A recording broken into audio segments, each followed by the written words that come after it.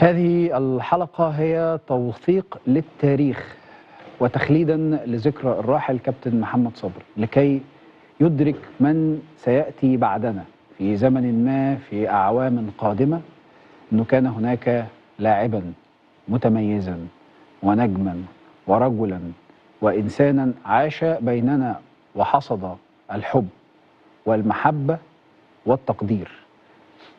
وأظن أنه بيبقى هو ده الدور الثابت والأساسي تجاه أسمائنا وتجاه أساطيرنا وتجاه كل الأسماء اللي احنا اتكلمنا فيها، وعلى رأسهم النهاردة الكابتن محمد صبري اللي رحل عن دنيانا في صدمة مفجعة للكل.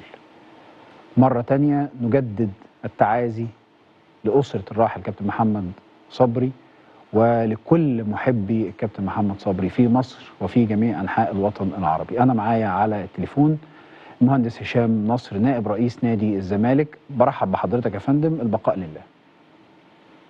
البقاء لله يا كابتن ابراهيم. تعزينا لكل الحاضرين معاك كباتن مصر، وتعزينا لجمهور كرة القدم والجماهير المصرية كلها. فقدنا علامة من علامات نادي الزمالك، علامة من علامات الإخلاص والولاء والانتماء للنادي. عايز أقول إن السيرة أطول من العمر. صحيح. تاني، السيرة أطول من العمر. الإنسان بيرحل ويبقى سيرته. لما أسطورة زي كابتن شيكابالا جنبك يحضر معاك ولابس التيشيرت اللي بيحبه محمد صبري. أيوة. لأن شيكابالا عارف يعني إيه إن هو يبقى أسطورة ويبقى تاريخ، وكلنا هنرحل، لكن سيبقى السمعة والسيرة الطيبة بتاعة اللاعبين. المال بينفذ، المهارات بتنتهي، لكن بيفضل سيرة الإنسان. الله يرحمه. كان ذو خلق عالي وراجل محترم ورياضي ممتاز ومهاري وقدوة لكل اللاعبين. نتمنى ان نادي الزمالك ان شاء الله يلاقي العوض في لاعبين اخرين زي كابتن محمد صبري. ان شاء الله اولاده هيكونوا في احضان نادي الزمالك قريبا ان شاء الله. وهم ولاد الكابتن محمد صبري. حضرتك تقصد ولاد الكابتن محمد صبري، صح كده يا باشمهندس؟ انا فهمت صح؟ ولاد الكابتن محمد صبري. أيوة. ان شاء الله. انا تواصلت مع الكابتن بدر حامد وهيكونوا ان شاء الله في احضان نادي الزمالك تحت رعايتنا وفي عينينا ان شاء الله. ان شاء الله باذن الله. هل من خطوات تكريميه للكابتن صبري؟ ده اكيد، وليس محل للطلب او للتشكيك او لاي حاجه. ده ابننا ورمز من رموز النادي. ان شاء الله العزاء بتاعه هيتم جوه نادي الزمالك، كويس، جنب الملعب اللي هو ظهر فيه واتمرن فيه وبين جدران النادي اللي هو حبه. ان شاء الله هيكون العزاء جوه نادي الزمالك. يوم الاحد يا باشمهندس ان شاء الله، صح؟ يوم الاحد. يوم الاحد ان شاء الله. وهنقوم بكل المطلوب تجاه اسرته واولاده. هو يستحق من اكتر من ذلك، وما نتكلمش في تفاصيل زي ديت. ارجوك والله، الله يسترك ويسترنا جميعا. ارجوك، ما يعني خلينا نقول نعمل اللازم وهو المطلوب، يعني ده يكون شيء عظيم. يعني الاهم من ده ان احنا فعلا نشعر ان احنا فقدنا قيمه كبيره جدا. ما كانش بيبص على اي حاجه الا ان هو عايز يفضل جوه جدران نادي الزمالك. كان محبوب لسه نيره الاحمر كانت بتتكلم معانا، اوضته مفتوحه حتى في القناه لكل الناس، وراجل محبوب من الكل. الله يرحمه، لان السيره زي ما قلت اهم من اي حاجه. الله يرحمه. الله يرحمه ويحسن اليه. خالص التعازي، بعزيكم مره ثانيه وثالثه، واشكرك يا فندم على هذه المداخله وهذه الكلمات الطيبه في حق الكابتن محمد صبري، وهو ليس بغريب لا على بيته ولا على نادي الزمالك ابدا. اشكرك يا فندم شكرا جزيلا. مهندس هشام نصر نائب رئيس نادي الزمالك. كابتن طارق، كنا بنتكلم مع بعض في قال لله ابراهيم، بعزي نفسي وبعزي جمهور الزمالك واهل صبري، ولاده، زوجته، يمكن احنا صبري في النادي بدأنا تدريباتنا وشغلنا كأجيال، فرجنا على الكابتن اسماعيل يوسف، كابتن احمد رمزي وكابتن هشام يكن، ودول كانوا المثل الاعلى بالنسبه لنا. بعديها كان موجود صبري في قطاع الناشئين معانا، هو وكابتن اسامه وكابتن مدحت، الجيل الاكبر مننا ب3 سنين. ايوه لحقناهم في الفريق الاول مده كبيره جدا جدا. كنت بشوف صبري وهو في قطاع الناشئين يبقى عامل ازاي، صبري لما طلع فوق كان عامل ازاي. اتعلمت منه كتير جدا، استفدت منه كتير جدا. صبري كان بالنسبه لنا ايقونه الشول، ايقونه الشول في الزمالك. صبري كان بالنسبه لنا اخ، لما كنا بنغلط بيعلمنا، لما كنا بيتكلم معانا. بعد الجيل بتاع الكابتن اسماعيل يوسف هم شالوا الرايه منه هم صغيرين، لان الجيل يمكن احنا بالذات، انا بالذات لما طلعت بدات اطلع كان خلاص الجيل بتاع الكابتن اسماعيل بينهي حياته الكرويه، وبيبتدي الجيل اللي هو بتاع اسامه بيشيل الرايه، كابتن صبري. و احكي لك موقف يا ابراهيم، كنا في ماتش من الماتشات اللاعب البني الاثيوبي في اثيوبيا قبل نهائي افريقيا، بدرجه حراره عاليه جدا، عدم وجود تنفس. الماتش ده كنا كسبانين هنا 2-1 وكسبنا هناك، اتغلبنا هناك 2-1 ولعبنا ضربات جزاء. صبري لعب 90 دقيقة، عمل مجهود جبار جدا جدا جدا فوق العادة. اللي ما يعرفوش الناس ان صبري فقد من جسمه حاجات كتير جدا، وركبنا له اكسجين يومها بعد الماتش في الفندق اللي قاعدين فيه، لدرجة ان كان ممكن من كتر المجهود اللي عمله يجرى له حاجة، ان هو عارف واحد مش قادر يتنفس خلاص. هو كان مخلص، يعني هو مخلص. كل اللي عرفه هو كان مخلص لنادي الزمالك، وعمره ما كان بيفكر في حاجه الا بيحط نادي الزمالك كحال ولاد نادي الزمالك. عايز اقول لك يا ابراهيم كمان ان اخر 3 شهور كان على اتصال مستمر بيا شخصيا، طمن عليا من حين للاخر، عايز حاجه، ولادك كويسين.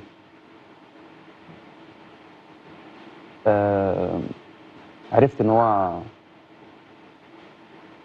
من 3-4 ايام كلمته عشان كان شبه ان هو عنده تنميله في دراعه الاثنين. طلبت منه ان هو يروح لدكتور، قال لي لا ده انا بس عشان بركن دراعي كتير. لو كنت عارف والله كده كنت. لا حول ولا قوه الا بالله. ما نعرفش الغيب، ما نعرفش الغيب. كابتن اسماعيل، انا عارف انه صبري كان بيحبك، لانه في كل اللقاءات اللي انا كنت بتكلم فيها معاه كان يقول لي في الملعب بص على الكابتن اسماعيل، لو زغر لي زغر اعرف ان انا عامل مصيبه. حبيتهم وربيتهم وطلعتهم، حازم امام وصبري. الجيل اللي انت بتتكلم عليه ده ابراهيم، صبري وطارق واسامه ومعتمد ومدحت، يعتبر ولادي يعني. وصبري بالذات كان ساكن في قدامي حوالي 10 متر. فاول لما طلع انا حسيت ان هو اولا ككوره هو لعيب جامد جدا جدا، يعني كان بيلعب بهاف ليفت جنبي، وحازم يعني في فرقه الاحلام دي ممتع كلام. وحازم من ناحيه اليمين بيشوط وهو من الثبات، يعني ما بيتطوحش، عشان يعني في مميزات. يعني دلوقتي يلعب في اي حته في العالم، يعني الله يرحمه حسين زين. فهو كان شقي شويه، يعني دايما ايه، انا الساعه 8 لازم اشيك عليه وانزل اروح. حسيت فيه ان ده اللي ممكن يلبس الفانيلا بتاعتي. وحقيقه يوم مباراه اعتزالي انا فاجئته. قبليها وقلت ان انا اعلنت اعتزالي، والفانيلا دي محمد صبري اللي هيلبسها، لان حسيت ان هو قائد، حسيت ان هو زملكاوي جدا جدا. لعيب يعني على المستوى الانساني طيب وبشوش وبحب يضحك، ويعني معظم حكاويه حكاوي لطيفه وضحك، يعني لان هو كان دمه خفيف جدا. انما ما خدش حقه، يعني ما خدش حقه كلاعب حقيقه، يعني خد حقه من الجمهور، من جمهور الزمالك. ده حقه، والنهارده اكبر دليل النهارده ملحمه. يعني احنا كنا في ظرف صعب جدا كلنا، عمال الم في اسامه والم في مدحت والم في الناس اللي موجوده كلها، في انهيار. انما المنظر عند التراب يعني كان صعب. مهيب يعني. مهيب. مهيب. واصريت ان انا وعبد الحليم وهشام حنفي ان احنا ننزل نزلت؟ طبعا ده ابني. طبعا ده نزلت معاه؟ طبعا. يا حبيبي يا حبيبي. وهي جت بالصدفه، انا جاي 48 ساعه.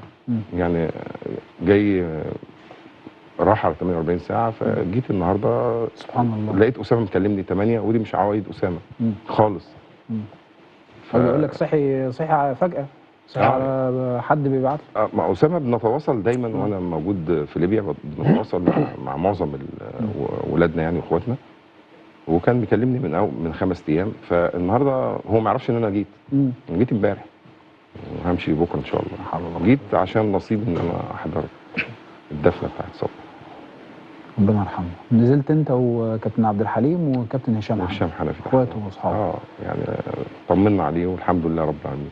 يعني الحمد لله. كابتن اسامه، انا بحس انه في المواقف اللي شبه كده احنا بنرجع نفتكر انه الحقيقه اللي لازم الناس تعرفها في البيوت واللي يعرفوها الناس كلها في كل مكان، انه في الاول وفي الاخر ولا هي كوره ولا هو اهلي ولا هو زمالك ولا هو اي حاجه من الحاجات دي. بحس ان ربنا بيبعت لنا رسائل من حين الى اخر يوصل لنا انه احنا تراب وماشيين على تراب وهنروح للتراب. انا بشوف انه مهم جدا يوصل للناس انه احنا نحافظ على بعض. مفيش حاجه في الاول وفي الاخر تستمر. صحيح. يعني انتوا زميلتوا بعض وزميلتوا نجوم تانية واسماء تانية وناس رحلت وناس عايشه. في الاول وفي الاخر لا تبقى الا العلاقات الطيبه، هو ده اللي باقي، مفيش حاجه تانية باقيه. دي حقيقه. والشعب المصري بصفه عامه هو من جواه هتلاقي فيه الطيبه والخير، لكن الموضوع التنافس واللي هي زي الشطه والملح كده في الاكل والفلفل وبتاع، بيبقى بس بعض المناوشات وكده. يعني اسماعيل عشره عمر طويله يا اخويا، سواء زميلنا بعد فتره طويله في اللعب في النادي او مثلا في المنتخب. هاني طبعا فتره، رغم انه اصغر طبعا برضو فتره طويله. الكباتن شيكا وطارق واسامه اصغر طبعا، سواء هم لعبوا معانا او احنا بعد كده زي شيكا عاصرناه واتفرجنا عليه. برضو نفس الشيء صبري. يعني انا بطلت 99 هو طلع 93 زي ما سمعت من اسامه دلوقتي. انا كنت فاكر 91. يعني لعبنا ضد بعض مثلا 4-5 ماتشات اهلي وزمالك. فكان من الناس المهاريه جدا طبعا ككوره، يعني طبعا ادبا ودمه خفيف وظريف وبياخد على الناس بسرعه، دي حاجه طبعا. لكن يمكن يعني لما افتكر طاهر ابو زيد، بعد كده صبري، بعد كده شيكا، الناس اللي هي مهاريه قوي، طارق طبعا الناس اللي هي الشول المهاريه قوي. فصبري كان الله يرحمه واحد منهم. يعني انا فاكر ماتش اهلي وزمالك سنه 94 او 95. يعني طبعا هو لسه طالع. الجيل الكبير بتاع اشرف قاسم واسماعيل وهشام ياكن والمجموعه دي هم اللي لعبوا فتره طويله في الكره اللي جابها جون. لا ماتش اللي هو انا وهو اتطردنا. هو كنا بنلعب ماتش اهلي وزمالك. طبعا الكره اللي جابها جون دي كسبونا 2-0 95 في استاد القاهره. لكن ماتش 3-1 ده هو كان اتطرد قبليه ب5 دقائق، وكان حكم اسباني، ومفيش 5 دقائق انا اتطردت بعديه. وفضلنا انا وهو واقفين، طبعا خرجنا لازم نخرج بره الملعب. فضلنا انا وهو بنولول. هو في كل كره للزمالك لانه هو متحمل بقى مسؤوليه ان اتطرد، هيقول لك ده وانا نفس الشيء اتطردت. فاحنا الاثنين قاعدين انفعالات مش طبيعيه. انا فاكر اليوم ده كويس قوي.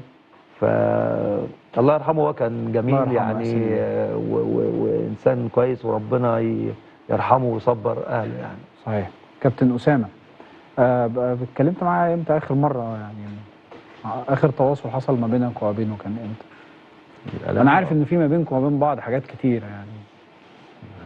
انا بقالي كتير ما كلمتوش. بس زي ما قلت لك بقى، انا كانت عندي حالتي النفسيه كده تعبانه الفتره اللي فاتت. فاول واحد جه في دماغي هو ان انا اكلمه، لان كان بقالي فتره ما كلمتوش. ده كلمته لقيته على الهوا. الكلام ده كان اول امبارح. قلت لما يطلع من الهوا هكلمه. الدنيا خدتني ما كلمتوش. شفتوش الا قدامي النهارده. يعني صدمه. ما صرتش ان انا اكلمه. بس زي ما قلت لك كان جاي في دماغي انا عايز اكلمه. عشان انا هكلمه في حته معينه. يا ابني لو حصل حاجه مين هيروح فين هنعمل ايه يعني. سبحان الله يعني زي ما قلت لك ان النهارده. الحادثه حصلت امبارح بالليل يا كابتن اسامه ولا؟ الحادثه حصلت امبارح بالليل الساعه 1:30 بالليل. 1:30 بالليل. هو كان قاعد مع مجموعه من زمايله في المهندسين وتعب. اغمى عليه يا كابتن. اغمى عليه. وبعدين فوقوه. وهو ساعتها قرر ان هو لازم يمشي. عايز يروح. هو في التوقيت ده قال لها لازم اروح. طب استنى احنا هنوديك هنروحك. فهو قرر يروح لوحده. وهم فضلوا متابعينه في الطريق. الساعة 1:30 جاء من واحد صاحبه كلمه 1:30. قال له خلاص انا نزلت من كوبري 6 اكتوبر خلاص هطلع على المعطم. هو ساكن في المعطم من ورا من عند الدائري كده. قال له خلاص انا بقرب. وقال له طب اقفل عشان بس مراتي بتكلمني فهرجع اتواصل معاك تاني. فهو بيكلم زوجته قال لها انا تعبان شويه وعندي حرقان في صدري جامد. يا حبيبي تعالي لي على المستشفى. يا حبيبي تعالي لي على المستشفى في التجمع. فمعناها ان هو في اللحظه دي هو قرر ان هو هيكمل على المستشفى. وده مش صبري. يعني دي مش شخصيته يعني. صبري ممكن عادي يفضل يتحمل على نفسه لحد ما يروح.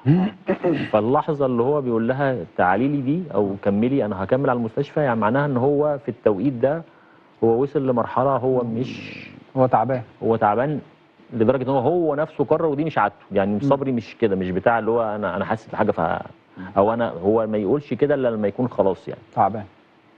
ففي نفس التوقيت هي تقريبا سمعت صوت والاتصال اتقطع.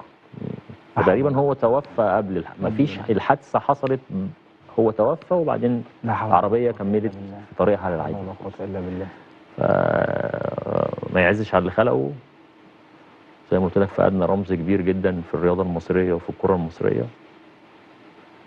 الموضوع محدش مصدق. انا يعني بقول لك ليه معايا كتير كتير كتير يعني.